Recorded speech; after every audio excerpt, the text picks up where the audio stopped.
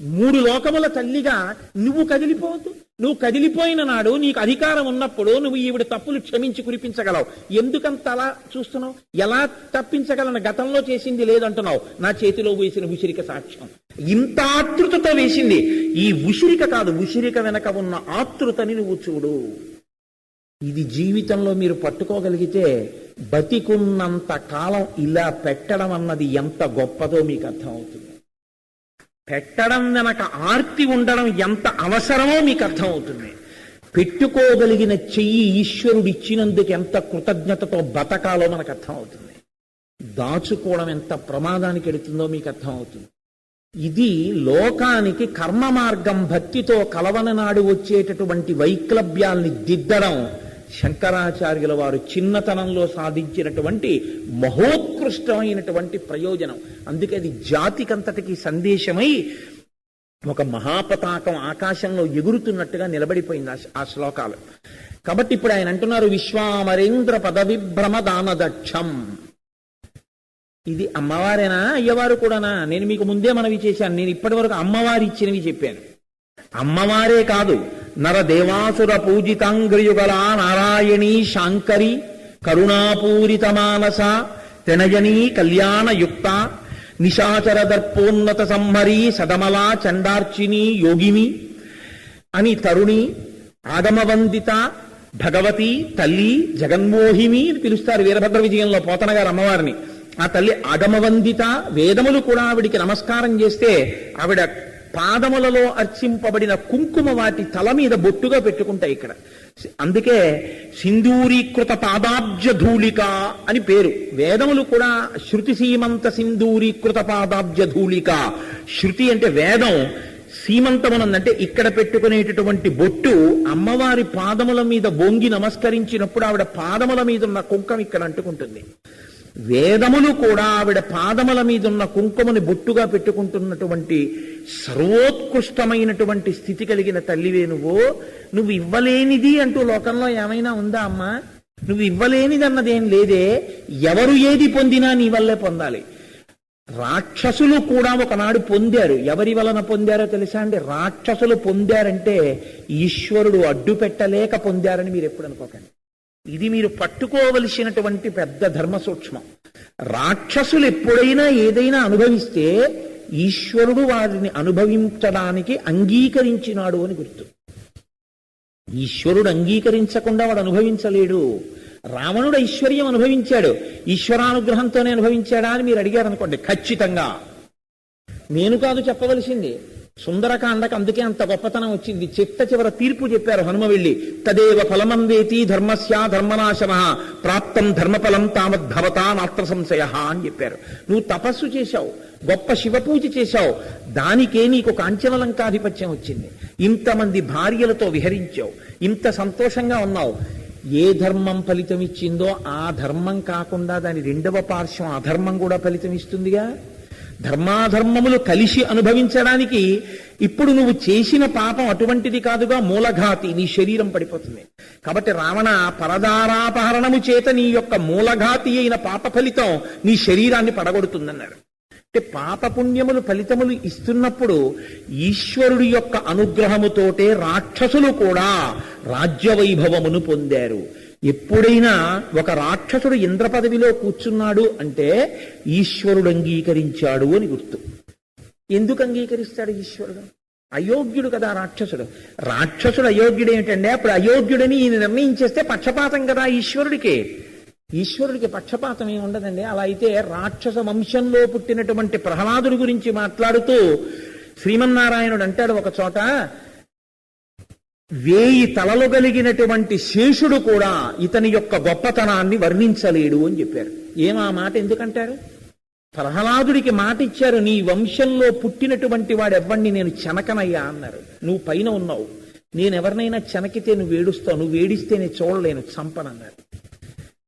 ప్రహ్లాదుడి విషయంలో ఈశ్వరుడు పక్షపాత, రాక్షసుడి కొడుకని. ధర్మం ఉంటే ఆయన ఆదుకుంటాడు. ధర్మం ప్రహ్లాదుడికి ఉంది, ఆదుకున్నారు.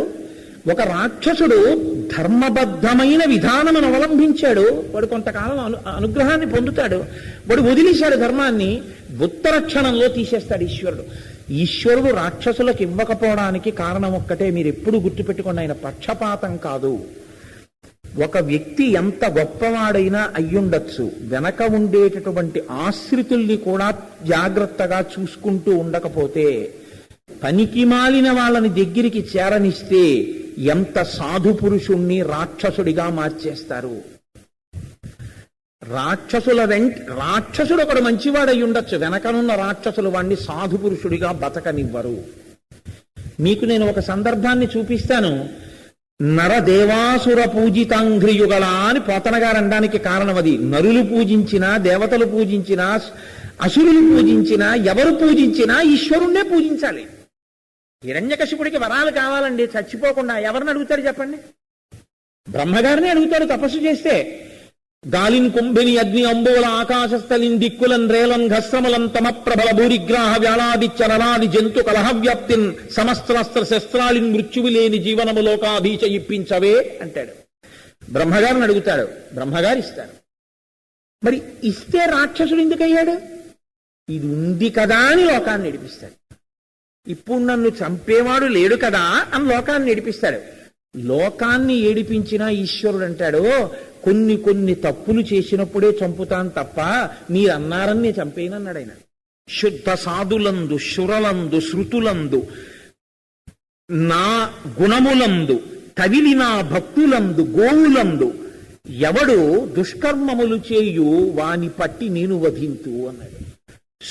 శృతులందు, వేదం యొక్క ప్రమాణాన్ని అదే పనిగా తిరస్కరించి బతకడం మొదలుపెట్టిన, గోవుల్ని హింస చేసిన, భగవంతుణ్ణి నమ్ముకున్న వాళ్ళని బాధ పెట్టినా కట్టి కుడిపేస్తుంది స్మా, ఆనాడు పట్టి చంపేస్తానన్నాడు. మామూలుగా కాదు, ఎందుకు బతుకుతున్నానా అని ఏడిచేటట్టు చేసి ఆఖరణ చంపేశానన్న మాటతో బతికించేస్తాను స్మా అన్నాడు. మీరు గమనించాలా మాట. అందుకే అరుగుచు కొడుచుచు వాలుచు తిరుగుచు కూర్చుండి లేచి అనవరతంబున్ హరితలచి తలచి జగమా హరిమయముగ చూచ కంసుడు ఆరనియలుకన్. బతికాడు కంసుడు, 8వ గర్భంలో పుట్టే వరకు కృష్ణుడు బతికాడని మీరు అనుకుంటున్నారా? ప్రతి క్షణం చస్తూనే బతికాడు. అమ్మో కృష్ణుడు వచ్చేస్తాడు, కృష్ణుడు వచ్చేస్తాడు, కృష్ణుడు వచ్చేస్తాడు ఏడుస్తూనే బతికాడు. 7 రోజులే బతికాడు పరీక్షిత్. శుక మహర్షి దగ్గర భగవత్ కథ వింటూ సంతోషంతో 7 రోజులు గడిపి వెళ్ళిపోయాడు. ఎలా బతుకుతావు అన్నది నువ్వు ఎన్నాళ్ళు బతికావు కాదు, ఎలా బతికావు అన్నది ప్రధానం. ఈశ్వరవాక్యమునందు ప్రమాణ బుద్ధితో బతకడం అనేటటువంటిది ప్రధానం. మీరు చూడండి, శంకర భగవత్పాదులు ఒక మాట వేస్తే అంత తేలికగా ఏం వేయరైన. ఆయన వేసింది ఈ సన్నివేశంతో ముడిపడి ఉంటుంది. ఆయన ఇప్పుడు విశ్వామరేంద్ర పద విభ్రమ దానదక్షం అన్నారు. లక్ష్మీదేవి పాలసముద్రంలోంచి వచ్చిన తర్వాత ఇంద్రుడికి పదవి వచ్చిందిగా, సంతోషంగా ఉండాలిగా. మరి వామనావతారం ఎందుకు తీసుకోవాల్సి వచ్చింది? ఆయన ఇంద్రుడికి రాజ్యం ఇప్పించడానికేగా. మరి ఇంద్రుడికి రాజ్యం మళ్ళీ ఎందుకు పోయింది? లక్ష్మీదేవి ఉందిగా, అప్పుడు ఉండగా ఎందుకు పోయింది? లక్ష్మీ అనుగ్రహం ఇంద్రుడికే ఉంది. ఆవిడ అనుగ్రహం తొలగిపోగలిగినంత తప్పు ఇంద్రుడు చేశాడనడానికి ఏం లేదు. మరి ఎలా పోయింది ఇంద్రుడికి పదవి? ఒక్కటే కారణం, ఓడిపోయిన బలిచక్రవర్తి తన గురువు అయినటువంటి శుక్రాచార్యుల వారి పాదములను పరమ నిష్ఠతో పట్టుకున్నాడు. శుక్రాచార్యుల వారిది పరమ భగవద్భక్తి, ఆయనకి వేదం ప్రమాణం.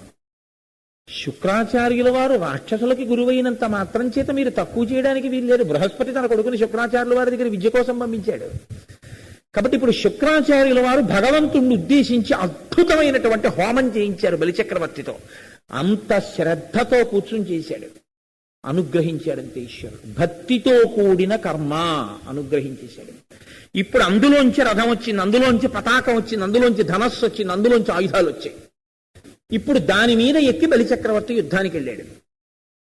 నేను నిలబడలేనని ఇంద్రుడికి తెలిసిపోయింది. తన గురువు బృహస్పతి దగ్గరికి వెళ్ళాడు. వెళ్ళి చమత్కారమైన మాట అన్నాడు. ఇంద్రుడు ఇప్పుడు తన గురువు యొక్క అనుగ్రహంతో బలపడిపోయి నా మీదకి యుద్ధానికి వచ్చాడు, అందుకని నా గురువు నీ దగ్గరికి వచ్చాను, నువ్వేం చేస్తావన్నాడు. బృహస్పతి అన్నారు, కొన్నాళ్ళు నువ్వు సింహాసనం వదిలిపెట్టి అడవులకు వెళ్ళిపో అన్నాడు. ఈ మాట మనకి శాతకాంతనంలా కనిపిస్తుంది. ఆయన అన్నారు, గురువుల యందు చాలా నిష్ఠతో ఉన్నాడు, గురువు మాట వేదంలా భావిస్తున్నాడు, గురువు చెప్పింది చేశాడు, అజేయుడు, గురు కవచం ఉంది. ఇప్పుడు గురువు రక్షిస్తుండగా ఈశ్వరుడు కూడా చెనకలేడు. గురు బలం అటువంటిది. శంకరుల స్తోత్రం అందుకొస్తోంది, చేస్తున్న ప్రార్థన ఆయన ఇది చెప్పకుండా చెప్పడం. కాబట్టి ఇప్పుడు గురువు రక్షిస్తున్నటువంటి బలిచక్రవర్తి జోలికి నువ్వు వెళ్ళలేవు, నువ్వే సింహాసనం వదిలిపెట్టి వెళ్ళిపో, ఎదురు పడితే చచ్చిపోతావు, వెళ్ళిపోతే ఆక్రమిస్తాడు, మళ్ళీ బలి పాడైపోతాడు. ఎందుకు పాడైపోతాడో తెలుసా? రాక్షసులు వెనక ఉన్నారు కాబట్టి మళ్ళీ గురువు మాట కాదంటాడు. రోజున గురువు చెప్పిన పని చేయడు, తన సొంత బుద్ధితో చేస్తాడు. అలా ఎప్పుడంటాడో అప్పుడు పోతుంది రాజ్యం. ఆ రోజు వరకు నువ్వు ఎదురు చూడని చెప్పాడు. అయితే వెళ్ళిపోతున్నానన్నాడు, అడవులకు వెళ్ళిపోయాడు. ఇప్పుడు తను ఎదురు చూస్తున్నాడంతే. మీరు బాగా గుర్తుపెట్టుకోవాలి ఈ మాట. ఇప్పుడు ఆయన ఏమీ నాకు రాజ్యం వచ్చేయాలి, నాకు రాజ్యం వచ్చేయాలి అని చెప్పి ఏం అంటలేదు.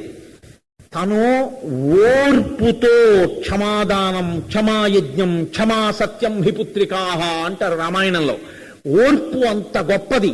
మళ్ళీ ఈశ్వరానుగ్రహం, కాలం కర్మం కలిసి రావాలి. ఎదురు చూస్తున్నాడు ఇంద్రుడు. ఇంద్రుడు ఓర్పుతో ఉన్నా ఓర్పు లేకపోయిన వాళ్ళు ఒకళ్ళున్నారు. ఎవరు? ఆయన అంత కష్టం వచ్చినా భగవంతుడి మీద నమ్మకంతో ఇంత బాధపడుతున్నాడే అని చెలించిపోయింది ఇంద్రుడి తల్లి అదితి. ఇప్పుడు అదితి ఎవరిని అడిగింది? భగవంతుడిని అడగలేదు. ఆమె శాస్త్రబద్ధంగా వెళ్ళింది. ఆడదానికి యోమే భర్తాశ్రమే గురువు, భర్తయే గురువు. ఒకటి కశ్యప ప్రజాపతి ఇంటికి వచ్చినప్పుడు బాధగా కనపడింది. కశ్యప ప్రజాపతితో చమత్కారమైన మాట అన్నాడు, ఇంటికొచ్చిన బ్రాహ్మణులకి కానీ అతిథులకు కానీ సరిగ్గా అన్నం పెట్టడంలో ఏమైనా తేడా వచ్చిందా, ఎందుకు చిన్నబుచ్చుకున్నావు అన్నాడు. అంటే గృహస్థాశ్రమ ధర్మము ఏమైనా విస్మరించావా, ఎందుకంత చిన్నబుచ్చుకున్నావు నువ్వు అని అడిగాడు. అడిగితే ఆవిడంది, కాదయ్యా, ఎండకన్నెరుగని ఇంద్రుని ఇల్లాలు పలుపంచలను జాలి పడిన నేడు, త్రిభువన సామ్రాజ్య విభవమ్ము కోల్పోయి దేవేంద్రుడు అడవుల తిరిగినేడు, జయంతాదులు శబరార్భకుల వెంట చనిరినేడు, అమరులకాధారమౌ అమరావతి అసురుల కాటపట్టయ్యనేడు, బలి జగములనెల్ల బలియుచునున్నాడు వాని గెలువరాదు వాసమునకు, యాగభాగమెల్ల అతడాహరించును కడగి దేవతలకొక్క కడియనీడు. ఆవిడంది, ఇవాళ ఇంద్రపత్ని శచీదేవి అరణ్యాలలో బిల్లుల యొక్క ఇళ్లలో పాచి పనులు చేసి కడుపు నింపుకుంటోందయా. ఎంత కష్టంగా ఉంటుంది నాకు కోడలు అలా ఉంటే. నా కొడుకు అడవిని పట్టి విడిపోయాడు, నేను ఎంత బాధగా ఉన్నానో తెలుసా. ఎండకన్నెరుగని ఇంద్రుని ఇల్లాలు పలుపంచలను జాలిపడినేడు. అంతేకాదు, ఇవాళ ఆ ఇంద్రుడి కొడుకైనటువంటి జయంతుడు శబరార్భకుల వెంట చనిరినేడు. ఆ ఇంద్రుడి యొక్క కుమారుడైనటువంటి జయంతుడు అక్కడ ఉన్నటువంటి ఆటవికుల పిల్లలతో కలిసి ఆడుకుంటున్నాడు. చేతకాని వాళ్ళ యాగం చేస్తే హవిస్సుల్ని ఇవాళ దేవతలకు ఇవ్వట్లేదు, బలి తనే తినేస్తున్నాడు. ఇంత కష్టంలో ఉన్నాడయా, ఎలా రక్షింపబడతాడో నా కొడుకని అడిగింది. అడిగితే మహానుభావుడు కశ్యప ప్రజాపతి అన్నాడు, నన్ను అడుగుతామే అదితి, ఎవరికైనా ఏదైనా ఇవ్వాలన్నా తీయాలన్నా ఎవరి చేతిలో ఉంటుందో తెలుసా?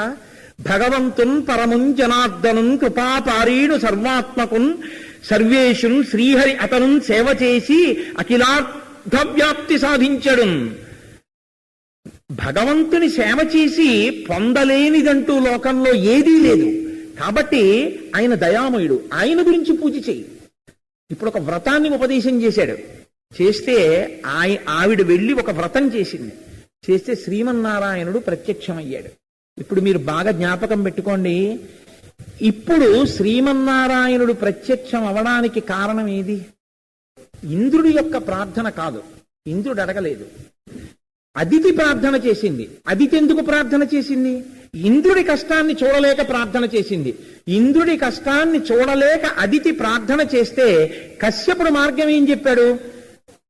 ఆ భగవంతున్ పరమున్ కృపాపారీడు సర్వాత్మకున్ సర్వేషున్ శ్రీహరి సేవ చేయుమతడం సంతుష్టును పొంది నీకకు ఇష్టార్థములెల్లనిచ్చు అఖిలార్థావ్యాప్తి చేకూరెడిన్ భగవత్ సేవల పొందరాది బహు సౌభాగ్యంబులన్ ప్రేయసి. భగవంతుడి సేవ చేసి భగవంతుడి యొక్క అనుగ్రహాన్ని పొందలేనిదంటూ లోకంలో ఇంకేమైనా ఉంటుందా? అందుకని ఈశ్వరుణ్ణి సేవించు.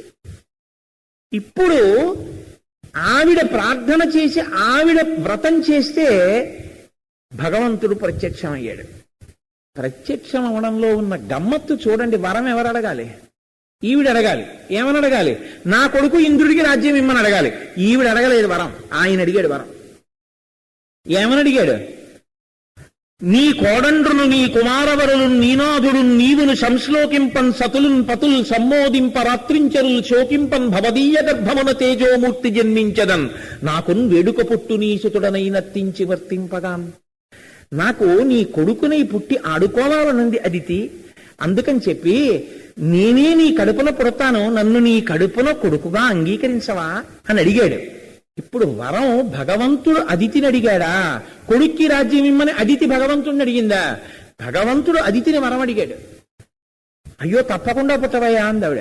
పుట్టాడు. పుట్టి యాచించవలసినటువంటి అవసరం లేనివాడు, నడవవలసినటువంటి అవసరం లేనివాడు, ఒక కర్మ చేయించుకోవలసిన అవసరం లేనివాడు కర్మ చేయించుకున్నాడు. ఎటువంటి కర్మ చేయించుకున్నాడు? ఏ కర్మ చేసుకుంటే భిక్షాటన చేయడానికి పనికొస్తుందో అది చేయించుకున్నాడు. మీరు ఇది గమనించాలి బాగా. ఎందుకు ఆ కర్మ చేయించుకున్నాడు అంటే, ఉపనయనం చేయించుకుని యజ్ఞోపవీతం వేసుకున్నాడు అనుకోండి, అది ఏదైనా సరే ఎప్పుడైనా సరే ఆపత్కాలమునందు ఆపద వస్తే అయ్య బాబోయ్ నేను ఇచ్చిన మాట నెరవేరదు ఎలాగా అని మాట నెరవేర్చుకోలేని వాడు తన ప్రాణం తాను తీసుకుంటాడు. ఎవరు అభిమానం ఉన్నవాడైతే అంత స్థితికి వెళ్ళిపోతాడు. అది ఈశ్వరుడి విషయంలో. కాబట్టి ఇప్పుడు భగవంతుడు ఒక పెద్ద కష్టంలో పడ్డాడు. బలిచక్రవర్తిని నిగ్రహించి రాజ్యం తీసుకోవడం విష్ణువుకి పెద్ద గొప్ప విషయం కాదు.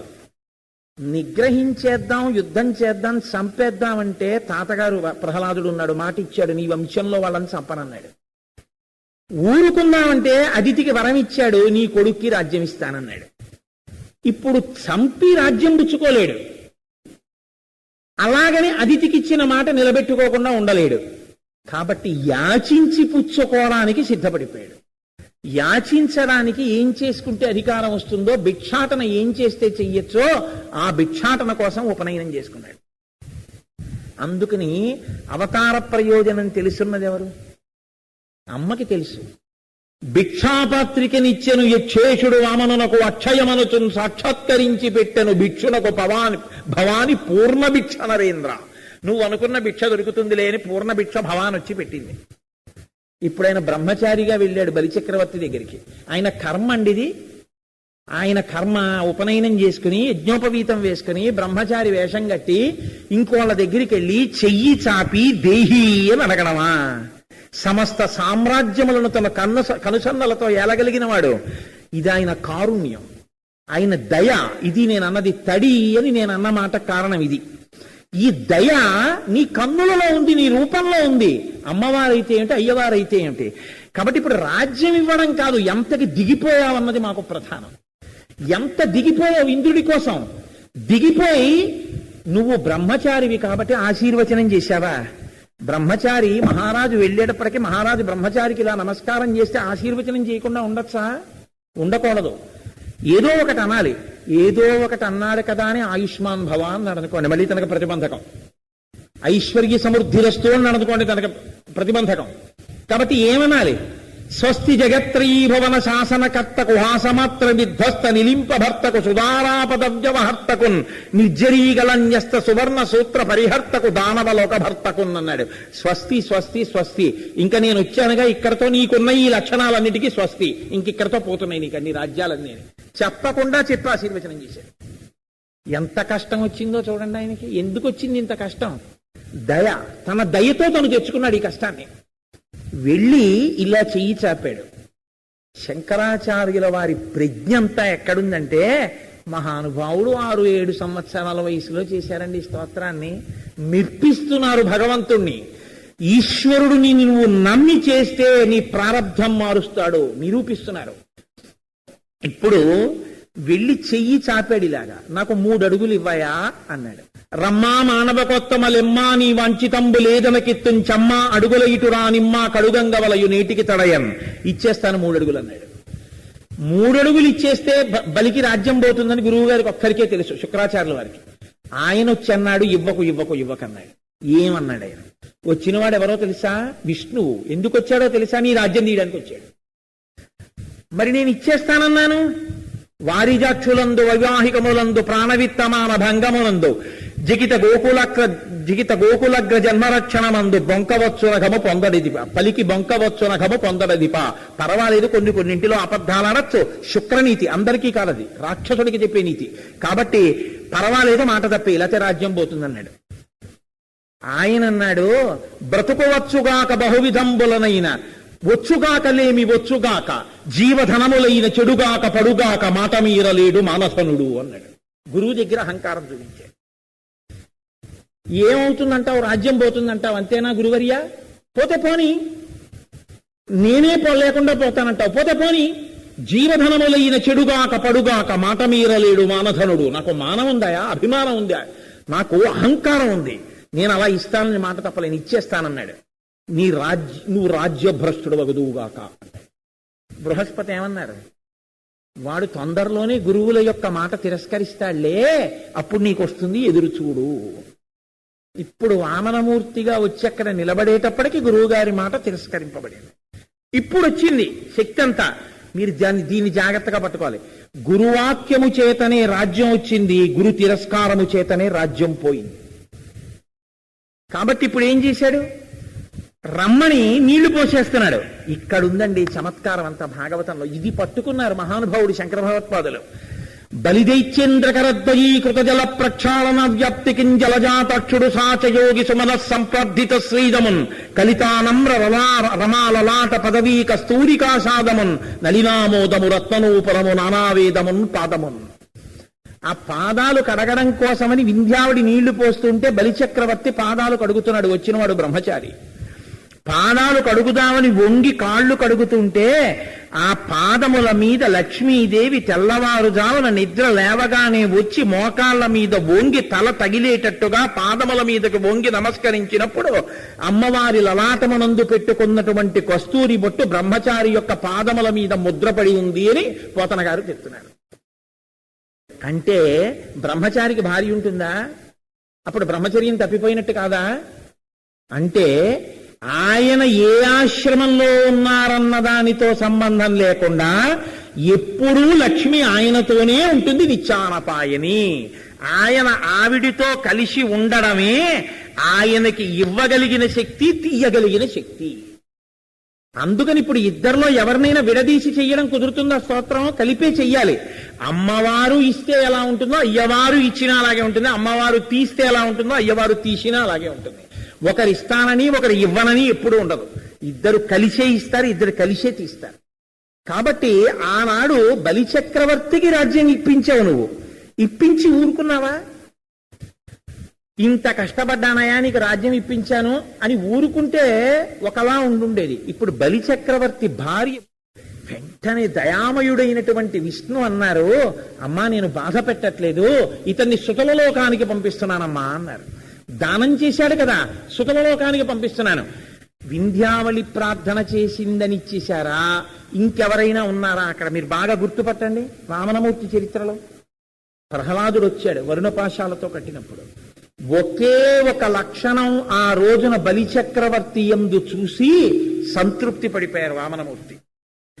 అప్పటి వరకు అన్నీ పోయినా ఏడవకుండా ఇలా నిలబడినటువంటి బలి ప్రహ్లాదుడు వస్తూ ఉంటే సభలోకి తాతగారు ఏడిచాడు. ఎందుకు ఏడుస్తున్నావు ఇప్పుడు అని అడిగారు. ఇప్పటిదాకా ఏడవలేదే రాజ్యం పోతే, ఇప్పుడు ఎందుకు ఏడుస్తున్నావు? వరుణపాశాలతో కడితే ఏడవలేదే, ఎందుకు ఏడుస్తున్నావు అని అడిగారు. మహాధర్మాత్ముడు, భగవద్భక్తుడు, శ్రీమన్నారాయణుని చేత ఆదరింపబడిన నా తాత సభలోకి నడిచొస్తుంటే నేను నమస్కారం చేయలేకపోతున్నాను, నా చేతులు కట్టేశారని ఏడుస్తున్నానన్నాడు. ఇది ఆయన ధర్మనిష్ట. ఇప్పుడు వచ్చి నిలబడ్డాడు అక్కడ ప్రహ్లాదుడు. నిలబడి అన్నాడు, ఇతనికి ముందు నీ వింద్రపదం బిచ్చి నేడు త్రిప్పుటయును నెరయమేలు మోహనాహంకృతి గర్వాంధ తమస వికారంబు దాని మాన్పి కరుణ రక్షించుటయుకాక శిక్షించుటే తత్వజ్ఞునకు మహేంద్రత్వమేల నీ పాద కమలంబు నియత కొల్చిన దాని పోలునే సురరాజ్య భోగపరత గర్వమే పార కన్నులు కానరావు చెవులు వినరావు చిత్తంబు చిక్కుపొడును సేవలన్నియుమరచు నీ మహిమమాన్పి మేలు చేసి తివి నీ మేరమిటి సూపి అన్నాడు. ఎంత మంచి పని చేశావయ్యా నారాయణ. ఈ పదవి రావడం వల్ల కదూ మా వాడికి ఏవి వినపడాలో వినపడకుండా పోయాయి, ఏవి చూడాలో చూడకుండా పోయాడు. ఎందుకయా దిక్కుమాలిన ఇంద్ర పదవి?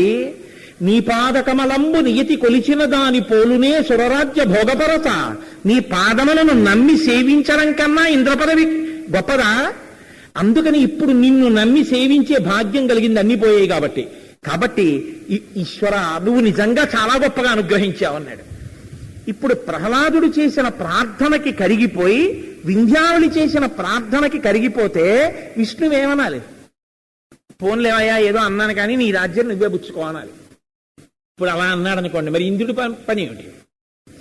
కాబట్టి ఇప్పుడు ఆయన అన్నాడు, సావర్ణి మనవు వేళకు దేవేంద్రుండకుని తడు దేవతలకు దుర్భాసితమగు నాతోటికి రావింతును అందు మీద రక్షింతు దయం. ఎంత దయ కలిగిన వాడో చూడండి. సావర్ణి మనువు వేళకి మళ్ళీ నేను ఇతన్ని ఇంద్ర పదవికి తీసుకొస్తాను. అప్పుడు అతను ఇంద్ర పదవిలోకి వచ్చిన తర్వాత ఇక పాడవడం. ఆ తర్వాత ఎవ్వరూ అసలు ఊహించడానికి కూడా శక్యం కానటువంటి నా యొక్క నిజ ప్రదేశానికి ఇతను వచ్చి నాలో కలిసిపోతాడు. నేను ఆ స్థితిని ఇస్తాను. అప్పటి వరకు దేవతలు కూడా ఏ లోకంలో ఉండడానికి ఇష్టపడతారో అటువంటి సుతల లోకంలో ఇతను వాసం ఉంటాడు. ఇతని జోలికి దేవతలు కూడా రావడానికి వీలు లేకుండా నా సుదర్శన చక్రాన్ని కాపు పెడతాను. ఎవరైనా ఇతనికి ఎదురు తిరిగితే ఆ సుదర్శన చక్రం వాళ్ళ శిరస్సు ఛేదిస్తుందన్నాడు. ఇప్పుడు ఇందులో మీరు ఒక చమత్కారాన్ని గమనించండి. ఇప్పుడు ఆయనకి ఇచ్చేశాడు, వెళ్ళిపోవచ్చుగా. ఇదిగోనయ్యా ఇంద్ర నీకు రాజ్యం ఇచ్చాను, ఆయనకి సుతరాజ్యం ఇచ్చాను, నేను వెళ్ళిపోతున్నాను అనొచ్చు. అలా వెళ్ళిపోలేదు. ఉపేంద్రుడని పేరెట్టుకున్నాడు. ఉపేంద్రుడు అంటే ఇంద్రుడి కన్నా చిన్నవాడు, వెనక పుట్టాడు కాబట్టి తమ్ముడు. ఎవరు? ఆయన శ్రీ మహావిష్ణువు. ఆయన ఆద్యంతములు లేనివాడు, ఆయనకి ఆది అంతము లేనివాడు. ఆయనట తమ్ముట్ట ఇంద్రుడికి. ఇప్పుడు ఇంద్రుడికి తమ్ముడైతే ఇంద్రుడు ఏం చేస్తాడు? ఎత్తు కుర్చీలో కూర్చుని కింద కుర్చీలో ఉపేంద్రుడిని కూర్చోమంటాడు. అన్నగారు సభలోకి వస్తుంటే ఉపేంద్రుడు లేచి నమస్కారం చేస్తాడు. ఎందుకుట వెళ్ళి కూర్చున్నాడు? పాపం నన్ను నమ్ముకుని ఉన్నా ఒకానొక నాడు బలిచక్రవర్తి తన బలంతో ఈయన పదవి తీసేస్తే అంత ఓర్పు పట్టాడు. అంత ఓర్పు పడితే నేను యాచన చేసి తెచ్చి రాజ్యం ఇచ్చాను. ఇచ్చే వరకు మారు మాట్లాడకుండా కష్టపడ్డాడే. ఇంత కష్టపడిన వాడికి మళ్ళీ కష్టం రాకుండా ఉండడానికి నేనే వచ్చేసి పక్కన కూర్చుంటాను, ఇంకెవరూ కష్టం తేరని ఉపేంద్రుడు అన్న పేరుతో తానే ఇంద్రుడి పక్కన ఓ చిన్న కుర్చీ వేసి కూర్చుంటున్నాడు అప్పటి నుంచి. అలా కూర్చుంటున్నాడే, ఇంత దయ కలిగిన వాడివే నువ్వు. ఆనాడు ఇంద్రుడు ప్రార్థన చేయలేదే ఇంద్రుడి కోసం? అదితి ప్రార్థన చేస్తే ఇంద్రుడిని అనుగ్రహించావు, ప్రహ్లాదుడు ప్రార్థన చేస్తే బలిచక్రవర్తిని అనుగ్రహించావు. ఎంత కష్టం వచ్చినా అది నీ అనుగ్రహమే అని నమ్మి ఉన్నందుకు, అలా నమ్మి ఉన్నవాడి యొక్క స్థితిని గమనించి ప్రార్థించిన వాళ్ళ యొక్క వైభవాన్ని చూసి వాళ్ళని అనుగ్రహించావే అంటే ఏమిటి? ఇప్పుడు దాని అర్థం, గత జన్మలలో తెలియక తప్పులు చేస్తే దాని వలన ఇంత దరిద్రం అనుభవిస్తూ ఇక్కడ ఇంత కష్టపడుతున్నటువంటి ఈ బ్రాహ్మణ కుటుంబంలో ఉన్నటువంటి ఈ బ్రాహ్మణి నేను వెళ్ళి ఆ ఇంటి ముందు నిలబడి భవతి భిక్షాందేహి అంటే ఇవ్వడానికి లేదని ఏడ్చి, మాకే లేదు తినడానికి నీకేం పెడతాం అనకుండా, నా కోటి వాడిస్తే నీ కోటి పెడుదును, వాడి ఇచ్చింది లేదు నేనేమి ఇవ్వనని నిన్ను నిందించకుండా, ఇవ్వలేకపోవడానికి తన కర్మయే కారణమని ఏడ్చి లోపలికెళ్ళి ఉన్న ఒక్క ఉసిరికాయ అంత ప్రేమతో తెచ్చి నాకు దానం చేసిందే. ఎంత కష్టాన్నైనా ఓర్చుకుని ఇప్పుడు నీ మార్గంలో నిలబడిందే. ఇలా నిలబడి ఒక తల్లిలా వచ్చి నా చేతిలో వేసిన ఉసిరికాయ ఆవిడ మారిన మార్పుకి, ఆవిడ పొందినటువంటి ఓర్పుకి, ఆవిడ నిలబడిన మార్గానికి సూచనలు కావా? ఆనాడు అదితి ప్రార్థన చేస్తే ఇంద్రుణ్ణి రక్షించలా? బృహస్పతి గురువు ఒక్క మాట చెప్తే ఇంద్రుడు వెళ్ళిపోతే మళ్ళీ ఇంద్రుణ్ణి నువ్వు కృప చేయలా? ఇవాళ నేను కూడా వకాల్తా పుచ్చుకొని ప్రార్థన చేస్తున్నాను. గతంలో ఇలా చేసిన వాడు ఇప్పుడు మాత్రం ఎందుకు చేయలేవు? చెయ్యగలవు. కాబట్టి ఇది గుర్తు చేయడం. విశ్వామరేంద్ర పద విభ్రమదాన దక్షం.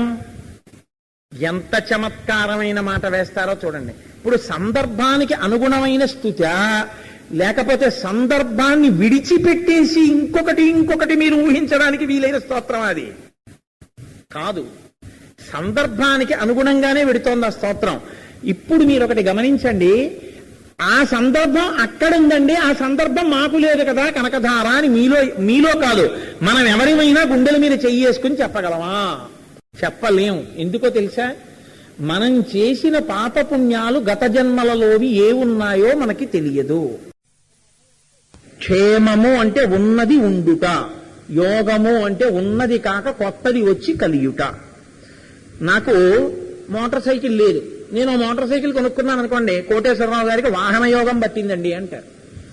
నాకు పెళ్లి అవ్వలేదు, ఒకప్పుడు బ్రహ్మచారిగా ఉన్నాను, ఆ తర్వాత నాకు పెళ్లి అయింది, వీడికి భార్యాయోగం పట్టిందండి అన్నారు. అంటే ఒక్కొక్కటి కలిస్తే యోగం, ఉన్నది నిలబడితే క్షేమం. గృహస్థు ఏం కోరుకుంటాడు? ఈ రెండూ కోరుకుంటూ ఉంటాడు. యోగము కోరుతాడు, క్షేమము కోరుతాడు. ఈ యోగము క్షేమము నువ్వు కోరుకుంటే ఉండిపోతాయా? నువ్వు కోరుకుంటే ఉండిపోతే చాలా మందికి ఉండాలని కోరుకున్నవి ఉండకుండా ఎందుకు వెళ్ళిపోతున్నాయి? మీరు ఆలోచించండి. ఎవ్వరూ కూడా కడుపున పుట్టినటువంటి బిడ్డల్లో కొంతమంది వెళ్ళిపోవాలని కోరుకోరే, కట్టుకున్న భార్య వెళ్ళిపోవాలని కోరుకోరే, ఏ భార్య తన భర్త వెళ్ళిపోవాలని కోరుకోదే, తనకున్నటువంటి ఐశ్వర్యం నశించాలని ఎవడూ కోరుకోడే, అంతవరకు ఎందుకు తన శరీరం పడిపోవాలని ఎవడూ కోరుకోడే, తనకి ప్రమాదం రావాలని ఎవడూ కోరుకోడే. నువ్వు కోరుకోకపోయినా కొన్ని నీకు వచ్చేస్తున్నాయి అంటే నీ క్షేమానికి భంగపాటు, నీ యోగానికి భంగపాటు కూడా వస్తున్నాయా లేవా? ఇప్పుడు యోగము క్షేమము ఎవరిస్తున్నారో వీటి రెండింటికి భంగపాటు కూడా వాడే ఇస్తున్నాడు. వాడు ఇచ్చేటప్పుడు పక్షపాతంతో ఇవ్వట్లేదు, నీ పాపపుణ్యాలు లెక్క కట్టే ఇస్తున్నాడు. కాబట్టి ఇవాళ ఉన్నట్టు రేపు కూడా ఉంటామని నమ్మకం ఏమైనా ఉందా? లేదు. కానీ ఉండాలని నువ్వు అనుకుంటే ఏం చెయ్యాలి? నీ దురితాన్ని క్షమించమని, ఇక ముందు నేనలా ప్రవర్తించనని నువ్వు నమ్మి ఓర్పుతో ఈశ్వర పదంలో నడవడం నేర్చుకుని ఈ స్తోత్రం చేస్తే అప్పుడు ఈ స్తోత్రము మీద పూనిక నీకున్నట్టు. ఆ పూనికతో నువ్వు ఈ స్తోత్రం చేయి, ఏదైనా ఈశ్వరుడు నీకు ఇచ్చేస్తాడు. ఏది ఇవ్వడు? ఏది ఇవ్వలేడని నువ్వు అనుకుంటున్నావు? ఏదైనా ఇవ్వగలడు. ఈ దేశంలో ఒకానొక మహానుభావుడు, ఇంకా నేను రాజకీయాల నుంచి విరమించేస్తున్నాను, ఇంకా నాకు రాజకీయాలు అక్కర్లేదు, ఆఖరిసారిగా ఇన్నాళ్లు నేను ఏ రాజకీయ పక్షంలో ఉన్నానో ఆ పక్షానికి సిద్ధాంతకర్తగా చిట్ట చివరి ఎన్నికల ప్రణాళికని రచన చేస్తున్నాను అని రచన చేసి సామాన్లు కూడా పట్టుకుని హైదరాబాద్ వచ్చేసి సెంట్రల్ యూనివర్సిటీ ఆఫ్ హైదరాబాద్కి వెళ్లి మంచి మంచి గ్రంథాలు తెచ్చుకుని ఇంకా నేను చదువుకుంటానని చెప్పి కూర్చున్నాడు ఆయన. ఆశ్చర్యకరంగా నేను ఉంటాను అనుకున్నటువంటి వ్యక్తి ఎవరు సమున్నతమైన పదవి కోసం ప్రయత్నిస్తున్నాడో ఆ వ్యక్తి శరీరాన్ని వదిలిపెట్టారు. ఏ వ్యక్తి నాకు ఇంకా రాజకీయాలు అక్కర్లేదు, నేను పుస్తకాలు చదువుకుంటాను అనుకున్నాడో ఆయన అకస్మాత్తుగా ఈ దేశాన్నంతటినీ నడిపించేటటువంటి ఒక బాధ్యతాయుతమైన స్థానంలో కూర్చున్నాడు. ఏమంటాం దాన్ని మనం? ఈయన కోరుకోలేదు, ఆయన అలా అనుకోలేదు, మరెవరు చేశారు? అంటే ఎవరో ఉన్నాడు, వాడు చేశాడు, వాడి సంకల్పం ప్రకారం జరుగుతున్నాయి. అయితే అలా జరగడం మంచా, అలా జరగడం చెడ్డ, అది నేనేం తీర్పు చెప్పట్లేదు. ఎవరో వెళ్ళిపోవడం నాకు హర్షణీయమేం కాదు, అంత క్రూరమైన మనస్సు నాకు లేదు. నేను దాని మీద ఏ విధమైనటువంటి వ్యాఖ్య నాకు లేదు. నా వ్యాఖ్య ఎంతవరకు అంటే మన సంకల్పములను నెరవేరడం అన్నది మన చేతిలోనే లేదు అన్న విషయాన్ని చెప్పడం వరకు మాత్రమే నా కట్టుబాటు. కాబట్టి ఇప్పుడు ఈశ్వరుడు అన్నవాడు ఒకడుండి నడిపిస్తున్నాడు, వాడి అనుగ్రహం కూడా నీకు తోడుగా నిలబడాలి. కంచిత్ పురుషకారంచ దైవంచ ప్రతిపద్యతే అంటుంది సుందరకాండలో సీతమ్మ తల్లి. తన ప్రయత్నమే కాకుండా ఈశ్వరానుగ్రహాన్ని కూడా నమ్ముతున్నాడా అంటోంది. కాబట్టి నువ్వు ఇవాళ ఎంత సంతోషంగా ఉన్నావో రేపు కూడా అంత సంతోషంగా ఉందాము అంటే 2 లక్షణములు కలగాలి. ఒకటి, నేను ఏదో తప్పులు చేసి ఉంటాను, లేకపోతే మనుష్య జన్మలో ఉండను. కాబట్టి ఇక ముందు నేను ఆ తప్పులు చెయ్యకుండా నా కర్మ భక్తితో ముడిపడుగాక. కర్మ భక్తితో ముడిపడితే ఏమవుతుందండి? అన్నీ ఈశ్వరుడివే అని నీలో కూడా ఈశ్వరుడిలాగే దయ కలుగుతుంది. నువ్వు కూడా దయతో నలుగురు సంతోషంగా ఉండాలని కోరుకుని జీవిస్తావు. అప్పుడు నీ వల్ల ఎవ్వరికీ ప్రమాదం కలగదు, ఎవ్వరికీ నీ వల్ల అభద్రత కలగదు. అటువంటి జీవితాన్ని నువ్వు ప్రారంభించి కనకధార చెయ్యడం మొదలు పెడితే తప్పకుండా నీకు ఈశ్వరానుగ్రహంతో నీ దురితము తొలగి యోగము క్షేమము నీకు జరుగుతాయి. నువ్వు అనుకోక్కర్లేదు, ఈశ్వరుడే నిన్ను తీసుకెళ్లి ఒకనాడు ఒక సమున్నతమైన స్థానంలో కూర్చోబెట్టచ్చు. ఎందుకు అంటే ఈ అధికారము, ఈ సమర్థత ఇప్పుడు వీడికి ఉన్నాయి. కాబట్టి ఇప్పుడు వీడిని తీసుకెళ్లి అక్కడ కూర్చోపెడితే వీడు లోకానికి ప్రయోజనకరమైన పని చేస్తాడని తీసుకెళ్లి కూర్చోపెట్టచ్చు. నా జీవితంలో నేను ఎన్నడూ ప్రవచనాలు చేద్దామని నిర్ణయం చేసుకోలేదు. నేను యథార్థంగా చెప్తున్నాను, కనకధార చెప్తూ. ఎప్పుడు నేను నా జన్మాంతరంలో నేను ఎప్పుడూ అనుకోలేదు నేను ప్రవచనాలు చేద్దామని కానీ, నేను ఎవరినో ఉద్ధరించగలనని కానీ నేను ఎన్నడూ అనుకోలేదు. మీరు నమ్మండి నమ్మపోండి, ఈ ప్రవచనాలు చెయ్యడం అనేటటువంటిది నా మీద ఈశ్వరుడు ఒకనాడు రుద్దాడు. రుద్ది ఈశ్వరుడు నన్ను నా చేత ఇది చేయిస్తున్నాడు. ఈ మైకు ఎంత అస్వతంత్రమో, ఇది నా ముందు పెట్టినంతసేపు తీసే వరకు ఇది ఎలా నీ చెప్పింది గట్టిగా పలకాలో, ఈశ్వర శాసనం ఉన్నంత కాలమో నేను అలా పలుకుతూనే ఉంటాను. నేను పలకకుండా చెయ్యగలిగిందంటూ ఉంటే ఈశ్వరుడు ఒక్కడే తప్ప, నన్ను పలకకుండా చెయ్యగలనని ఏ ప్రయత్నమైనా చేసిన వాడు చెయ్యలేడు. ఎందుకు చెయ్యలేడు? పైన ఈశ్వర శాసనం ఉన్నంత కాలం ఇంకోటి జరగదు. నేను ఈ మాట ఎందుకు చెప్తున్నానో తెలుసా అండి? నా జీవితమే దానికి ఒక ఉదాహరణ. నేను ఎన్నడూ ప్రవచనం చేద్దాం అనుకోలేదు, నేను ఎవరినో ఉద్ధరిద్దామన్న కోరిక నాకు ఎన్నడూ లేదు అసలు. అలాంటి వాణ్ణి ఇవాళ నేను ఎలా జీవిద్దామనుకున్నానో తద్భిన్నంగా, పూర్తి భిన్నంగా ఇవాళ అన్నిటికన్నా నాకు అత్యంత క్లిష్టమైన వ్యాపకం అయిపోయి, నా ఉద్యోగం కన్నా, నా కుటుంబం కన్నా, నా వ్యక్తిగత జీవితం కన్నా నాకు ఇవాళ దేని గురించిన ఆర్తి ఎక్కువైపోయిందంటే ఈ ప్రవచనమే. ఎందుకని మీరు అడుగుతారేమో. నేను నా బంధువుల ఇంట్లో ఏదో ఒక గొప్ప కార్యం ఉంది, ఒరే నువ్వు ఒక్కసారి రారా అన్నారనుకోండి, నేను వెళ్ళలేను. ఎందుకంటే ప్రవచనానికి వస్తాను అని మాట ఇచ్చాను. ఇప్పటి వరకు ఈశ్వరుడు అనుగ్రహంతో నేను ఒకసారి వస్తానన్న తర్వాత ఇన్ని వేల ప్రసంగాలు చేశా, వస్తానని వెళ్ళని సభ లేదు. నాదా ప్రజ్ఞ, స్వామి చేయించాడు. ఇది ఈశ్వరానుగ్రహం ఎంతకాలం నా ఎందుంటుందో అంతకాలం అలా నడుస్తుంది. ఈశ్వరానుగ్రహం నా ఎందు ఎంతకాలం ఎప్పుడు తొలగిపోతుందో అప్పుడు నేను ఆ కార్యం చెయ్యలేదు. కాబట్టి పూనిక నిలబడిందా నీకు? ఈశ్వరుడు నిన్ను తనకి కావలసిన స్థానంలోకి తీసుకెళ్లి నిలబెడతాడు. ఇదే జరిగిందండి. మీరు వింగ్స్ ఆఫ్ ఫైర్ అని అబ్దుల్ కలాం గారు చేసినటువంటి పుస్తకం, దాన్ని మించిన ఆధ్యాత్మిక గ్రంథం ఇంకోటి ఉండదు. అబ్దుల్ కలాం గారు వెళ్లి ఉద్యోగం చేద్దామనుకున్నది ఒకటి, కానీ ఆయన సెలెక్ట్ అయింది ఇండియన్ ఎయిర్ ఫోర్స్ కి. ఆయనకి సుతారము ఇష్టం లేదు ఆ ఉద్యోగం చేయడం. ఇష్టం లేక ఆయన అనుకోకుండా అశాంతితో ఆ రోజున, అయ్యో నేను అనుకున్న దాంట్లో సెలెక్ట్ అవ్వలేదు, ఇండియన్ ఎయిర్ ఫోర్స్ కి సెలెక్ట్ అయ్యానని బాధతో ఒక ఆశ్రమానికి వెళ్లారు. వెళ్లి కూర్చున్నారు అక్కడ పచ్చగడ్డిలో. ఒక మహాత్ముడు ఒకరు ఆ ఆశ్రమంలోంచి బయటికి వచ్చి బయట తిరుగుతూ ఇన్ని చూసి ఇలా పిలిచారు దగ్గరికి. ఆయన రాసుకున్నారు వింగ్స్ ఆఫ్ ఫైర్ లో. దగ్గరికి వెళ్లి నిలబడ్డారు నమస్కారం చేసి. ఎందుకంత విశారవదనంతో ఉన్నావు, నువ్వు అనుకున్నది అవలేదా అని అడిగారు. అవునండి అన్నారు. ఏమవలేదు అని అడిగారు. నేను ఫలానా దాంట్లో ఉద్యోగం చేద్దాం అనుకున్నాను, దొరకలేదు. నేను ఇందులో చెయ్యొద్దు అనుకుంటూ ఉత్తినే ఇంటర్వ్యూకి వెళ్ళాను, ఇందులో ఉద్యోగం వచ్చింది, నాకు ఇందులో చేయడం ఇష్టం లేదు, బాధపడుతున్నాను అన్నారు. నువ్వు ఎందులో చేద్దామనుకున్నావో అది నీకు ప్రయోజనకరం కాదని, ఇందులో నువ్వు చెయ్యడం నీకే కాకుండా కొన్ని కోట్ల మందికి అవసరమని ఈశ్వరుడు నిర్ణయించి నిన్ను ఇందులో పెట్టాడేమో. ఈశ్వర నిర్ణయం అని నువ్వు చేయడం మొదలుపెట్టు, నువ్వేమవుతావో నీకే తెలుస్తుందన్నారు. వెంటనే విశ్వాసాన్ని పొంది ఇండియన్ ఎయిర్ ఫోర్స్ లో జాయిన్ అయినటువంటి అబ్దుల్ కలాం గారు ఈ దేశ రక్షణకి ఉపగ్రహాల్ని కనిపెట్టారు. భారత రాష్ట్రపతిగా మహానుభావుడు పదవీ విరమణ చేసి పిల్లలకి పాఠాలు చెప్పుకుంటూ తరించిపోతున్నాడు ఆయన ఇవాళ. ఆయన ఆ రోజు ఒక మహాత్ముడి నోటి వెంట ఏ మాట వచ్చిందో ఆ మాట అబ్దుల్ కలాం గారి జీవితాన్ని మార్చేసింది. ఈశ్వరుడు నిర్ణయించినదేదో అది నాకు తృప్తి అని నువ్వు బతకగలిగితే ఆయన చేతి ఉపకరణంగా నువ్వు ఎందులో ఉన్నా పనికొస్తావు. నీకు ఆ భావన లేని నాడు నేను ఎంచుకున్నది నేను ఎదుగుతాననుకుంటే అలా ఎదుగవచ్చు, అప్పుడు కూడా ఈశ్వరానుగ్రహం. కానీ అది అన్ని వేళలా అంత అతి విశ్వాసం పనికొస్తుందని నమ్మకం లేదు. కాబట్టి శంకర భగవత్పాదుల ప్రజ్ఞ ఎక్కడుంది? ఆనాడు బ్రాహ్మణ కుటుంబం కోసం కాదు ఈ శ్లోకం. దురితమన్నది నీకు, నాకు, రాబోయే వాళ్ళకి, గతంలో ఉన్న వాళ్ళకి, అందరికీ ఉంది దురితం. ఈ దురితాన్ని తొలగతోసుకోగలిగినటువంటి శక్తి మనకి లేదు కనుక ఎవడు దురితమనకు ఫలితమిస్తాడో వాడినే మనం ప్రతిరోజు ప్రార్థించాలి. కాబట్టి ఈ ప్రార్థన కనకధారా స్తోత్రం అనేటటువంటి దాన్ని ఎవరు చెయ్యాలి? చెయ్యకూడని వాళ్ళన్న వాళ్ళు లోకంలో ఉండే అవకాశం లేదు.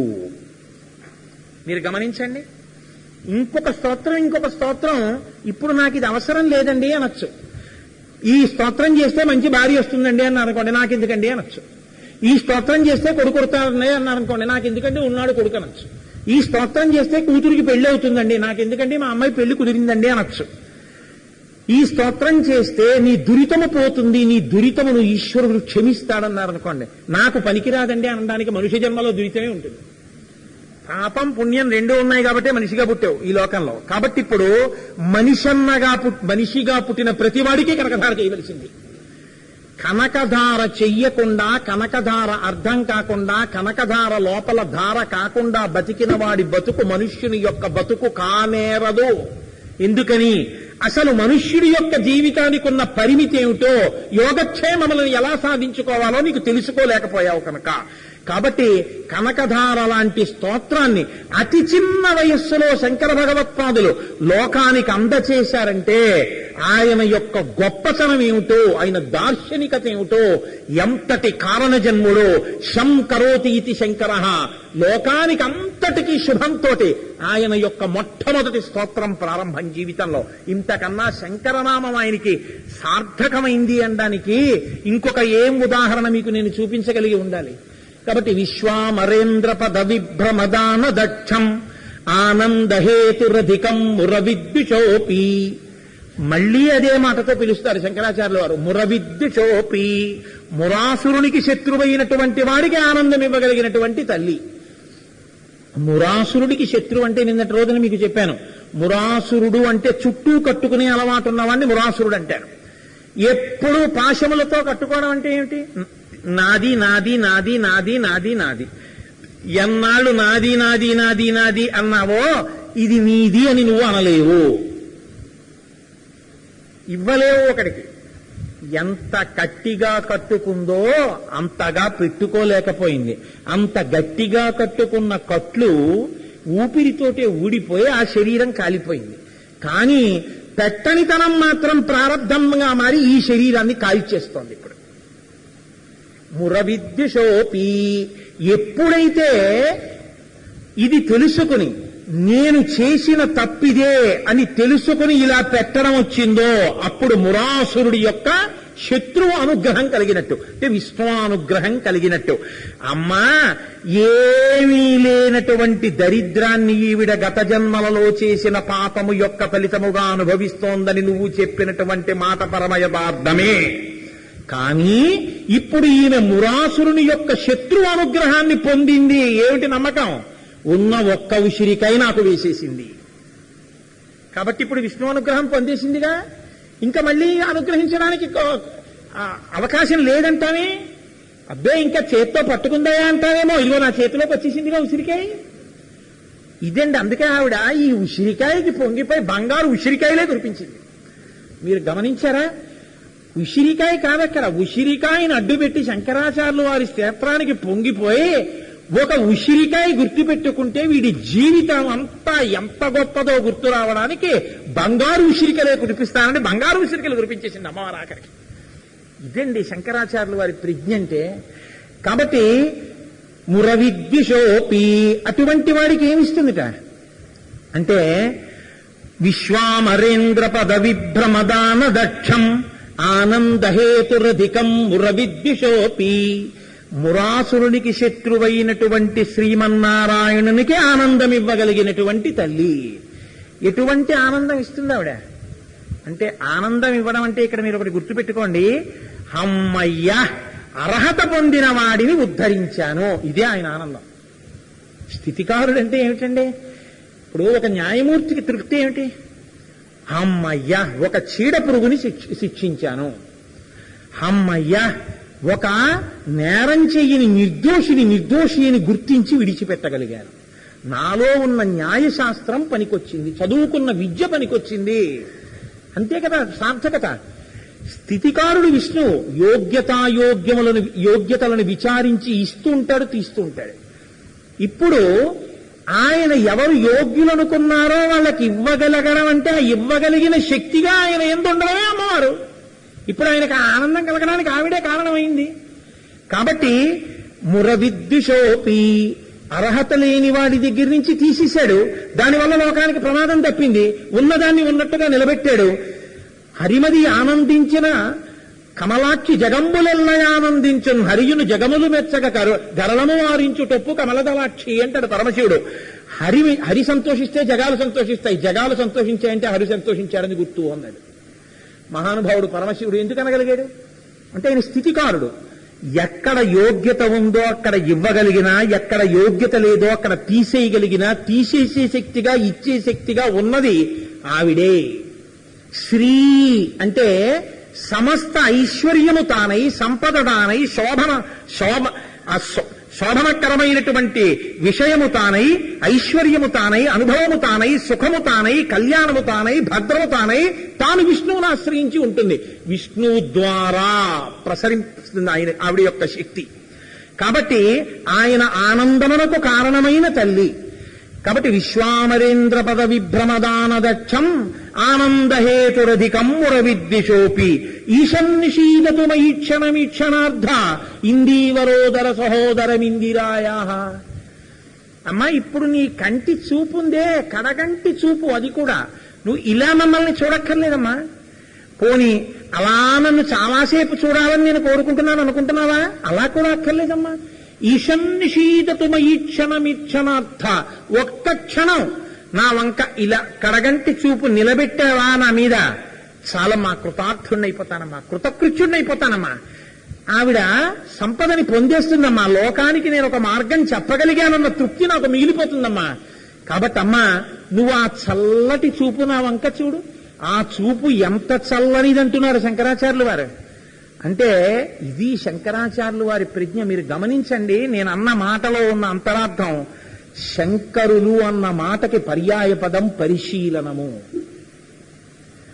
ఆయన మాట్లాడితే, ఆయన వ్యాఖ్యానాలు కాని, ఆయన భాష్యాలు కాని, ఆయన స్తోత్రాలు కాని మీరు చూస్తే ఆయన ఎంత పరిశీలనంతో ఉంటారో ఆయన పరిశీలనాత్మకమైన దృక్పథము మీకు గోచరిస్తుంది. ఎవడు పరిశీలనము చెయ్యడో వాడు లోకమునకు మందు చెప్పలేడు. ఒక డాక్టరు ఒక రోగిని పరిశీలనం చేస్తే కదా వ్యాధి కనిపెడతాడు. ఒక విద్యార్థి సంగీతం ఎంత స్థాయిలో పాడగలడు అన్నది గురువుగారు పరిశీలనం చేస్తే కదా ఇంత స్థాయిలో పాడు అని చెప్పగలడు. పరిశీలనము లేకుండా నువ్వు రుద్దేస్తే ఆ వస్తువు దాన్ని అందుకోగలదని ఎలా చెప్పగలవు? అందుకోగలిగిన దాన్ని అందించాలంటే ముందు గురువు పరిశీలించిన వాడు అయి ఉండాలి. ఎంత పరిశీలించిన వారో శంకరాచార్యుల వారు మీరు చూడండి. లోకంలో ఉన్న ఉపమానాలు వేసేటప్పుడు ఆయన ఎంత గంభీరమైన ఉపమానాలు వేస్తారంటే, ఈశన్నిషీదతు మయీక్షణమీక్షణార్థ ఇందీవరోదర సహోదరమిందిరాయా. ఇందీవరము అంటే నల్ల కలువ. నల్ల కలువ పువ్వు యొక్క గర్భముందే ఉదరము, దానిలో ఉన్నటువంటి చల్లతనం ఎలా ఉంటుందో ఆ చల్లతనమునకు తోడ పుట్టినదా అన్నంత చల్లతనము కలిగిన కన్నులున్న తల్లి నీ చూపులంత చల్లనివి. నల్ల కలువ కడుపంత చల్లగా ఉంటుందని మీరు ఎలా చెప్పగలరు? నల్ల కలువని మీరు తీసుకుని బాగా విచ్చుకున్నటువంటి నల్ల కలువని తీసుకుని ఇలా చూశారనుకోండి, మీకు అది స్ఫుటంగా గోచరించడం కష్టం. మీరు దాన్ని పట్టుకోవాలి అంటే ఒక విషయాన్ని గమనించాలి. ఇప్పుడు అమ్మవారి కంటి చూపుని నల్ల కలువతో పోలిక వేస్తున్నారు కదా అని అరవిరిసిన నల్ల కలువతో మీరు పోల్చారనుకోండి, అప్పుడు అమ్మవారి కళ్ళు కూడా ఇలా ఉన్నట్టు, ఇలా చూసినట్టు. ఇలా చూసిందనుకోండి, అప్పుడు అది అనుగ్రహించినట్ట నిగ్రహించినట్ట? అనుగ్రహించినట్టు అవుదు. అంత కళ్ళు తెరిచి ఇలా చూడకూడదు అమ్మవారు. కాబట్టి ఇప్పుడు ఆవిడ ఎలా చూడాలి? ఇలా చూడాలి, ప్రసన్నంగా సంతోషంగా అలా చూడాలంతే. విచ్చుకుని విచ్చుకోనట్టు చూడాలి. విచ్చుకుని విచ్చుకోనట్టు చూస్తే దాన్ని ఏమంటారు? సౌందర్యలహరిలో చెప్పారు ఆయన, దరదలిత నీలాంబుజ రుచి అన్నారు.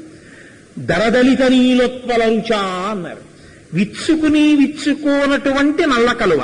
ఇప్పుడు విచ్చుకుని విచ్చుకోనటువంటి నల్ల కలువ పువ్వుని తీసుకొచ్చి మీరు చేతిలో పెట్టుకుంటే దాని యొక్క కడుపుని అంటే దాని మధ్య భాగాన్ని చూడాలనుకున్నారనుకోండి, ఆ రెక్కలు విరిగిపోకుండా కొద్దిగా రెక్కల్ని ఇలా పక్కకి తప్పించి మీరు ఏమాత్రం కొంచెం అజాగ్రత్తగా ఉన్నా రెక్కలు వేళ్ల నుంచి జారిపోయి మళ్ళీ ఇలా మూసుకుపోతాయి.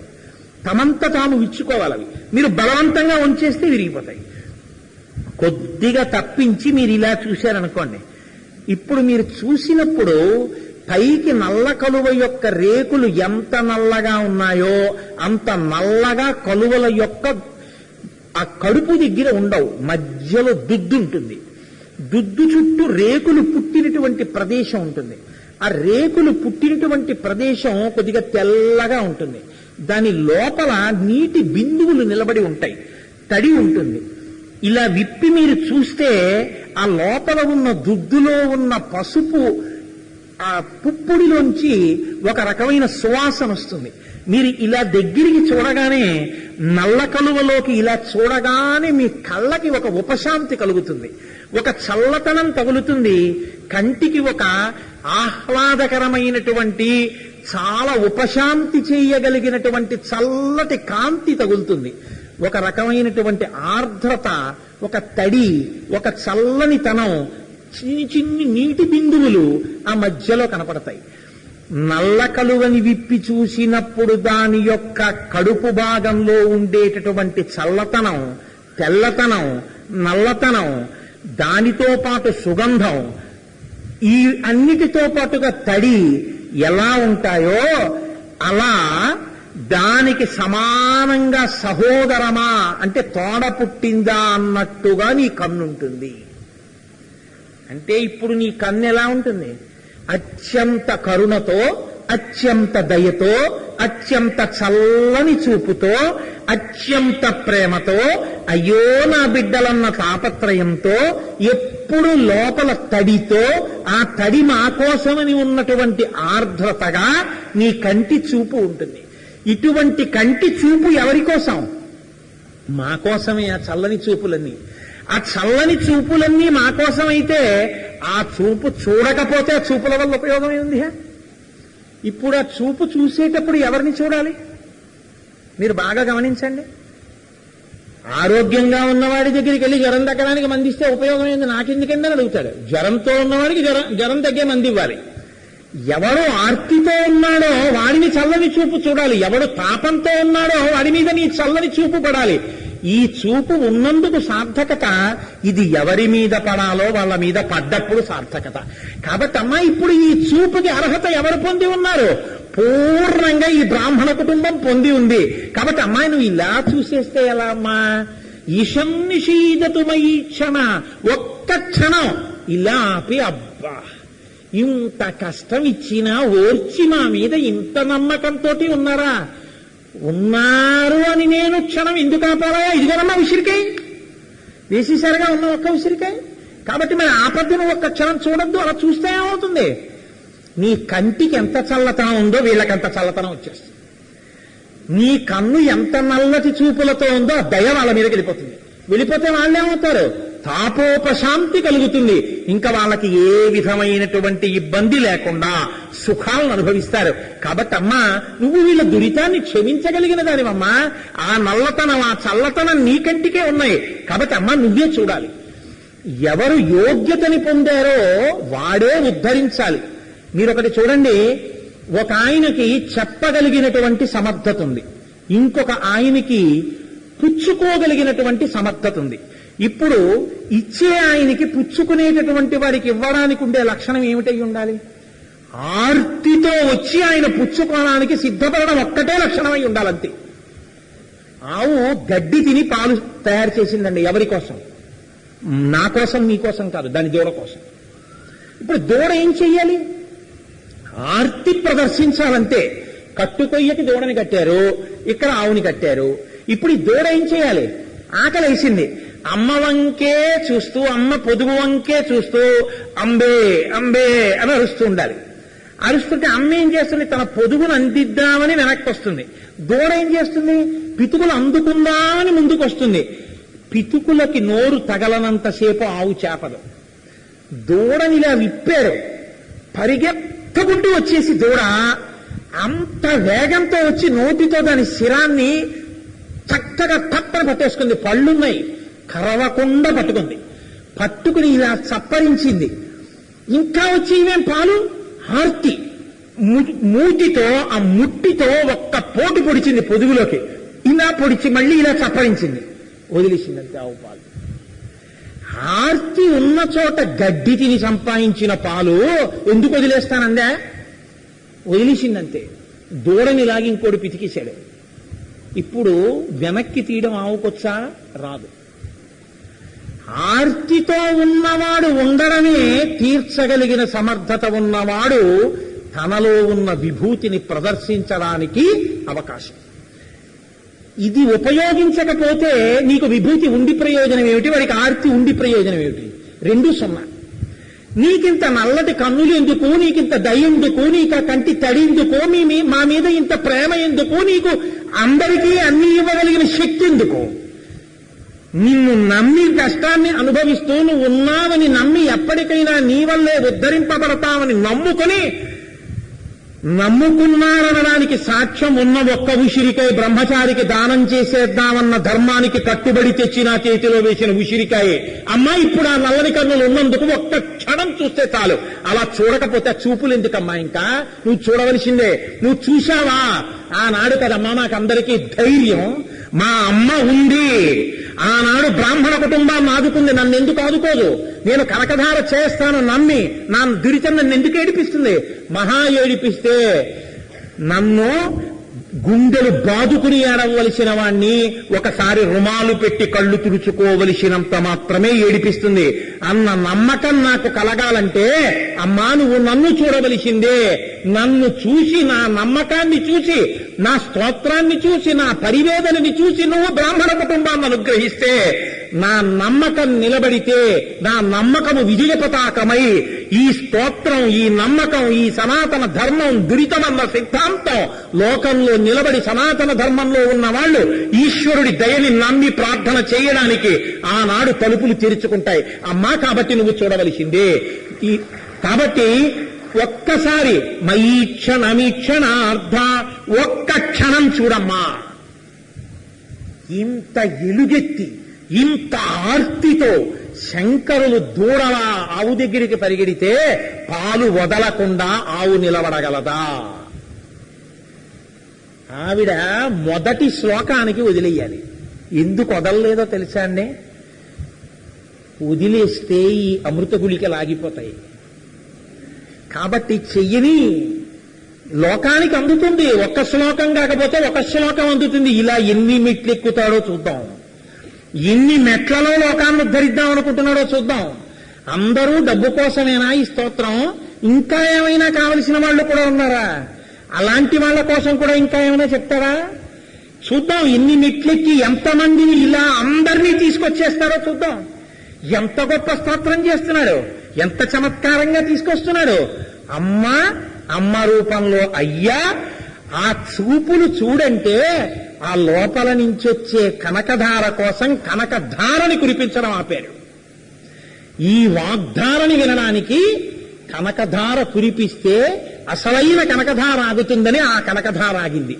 ఆ కనకధారకి కారణం ఈ కనకధార. ఈ కనకధార నీలో ఉంటే ఏ కనకధార ఎప్పుడైనా కురుస్తుంది. నీకు గొడుగు లేదని వర్షం ఆగదు, నువ్వు నీటిలో ఉన్నావని వాన ఆగదు, నువ్వు ఇంట్లో ఉన్నావని వాన ఆగదు. కనకధార నీకిక్కడుంటే నీకు ఎప్పుడైనా కనకధార కురుస్తుంది. ఏ క్షణంలోనైనా కనకధార కురుస్తుంది. కనకధార నమ్మి నువ్వు ఎక్కడున్నా నీ వాళ్ళందరూ రక్షింపబడతారు నువ్వు చేసిన కనకధారకి. కానీ కనకధారకు ఉండవలసిన లక్షణం మాత్రం ఆ విశ్వాసం, సనాతన ధర్మమునందుండవలసిన ఆ నమ్మకం. కాబట్టి శంకరుల స్తోత్రం చేస్తున్నారు. ఎంత అద్భుతమైన మాటలు చెప్తారో నిజంగా. ఒక్కొక్క శ్లోకంలో ఆయన ఎన్ని రహస్యాలు బయటికి తీశారో ఏమి చెప్పేది. 8 అయిపోయింది. కాబట్టి ఆయన ఆ శ్లోకంలో అంటారు, విశ్వామరేంద్ర పద విభ్రమదాన దక్షం ఆనందహేతురధికం మురవిద్యుచోపి ఈశం నిషీదతు మయీక్షణమీక్షణార్థ ఇందీవరోదర సహోదరమిందిరాయా ఆమీలితాక్షమధిగమ్య ముదా ముకుందం ఆనందకందమ నిమేషమనంగతంత్రం ఆకేకరస్థిత కనీని కపక్ష్మనేత్రం భూత్యై భవేన్మమ భుజంగ శయాంగనాయా. అసలు ఆ శైలేమిటో, ఆ శ్లోకాలేమిటో, ఎలా పడ్డాయో ఆయనకి, ఎలాంటి దర్శనం చేశారో ఆశ్చర్యం నిజంగా కనకధార. ఆమీలితాక్షమ దిగమ్య ముదాముకుందం ఆనందకందమ నిమేషమనంగతంత్రం. శంకరాచార్యుల వారు ఒక అద్భుతమైనటువంటి నాటకీయ సన్నివేశానికి తెరపైకెత్తుతున్నారు. ఇది మిమ్మల్ని మనస్సుతో దర్శనం చెయ్యమని శంకరాచార్యుల వారి యొక్క ఉద్దేశ్యం. శంకరులకు ఉన్న గొప్పతనం ఏంటంటే ఆయన తన శ్లోకాలలో తాను ఏది చెప్తున్నారు అన్నదాన్ని స్పష్టంగా చెప్పకుండా మీకు సూచనలు మాత్రమే ఇస్తూ మీ చేతికి ఒక కుంచి ఇస్తారు, ఒక పెద్ద కాగితం ఒకటి ఇస్తారు. ఇప్పుడు ఈ కుంచి చేత్తో పట్టుకుని నేను చెప్తున్న సూచనలు అందుకుంటూ నువ్వు బొమ్మ గీ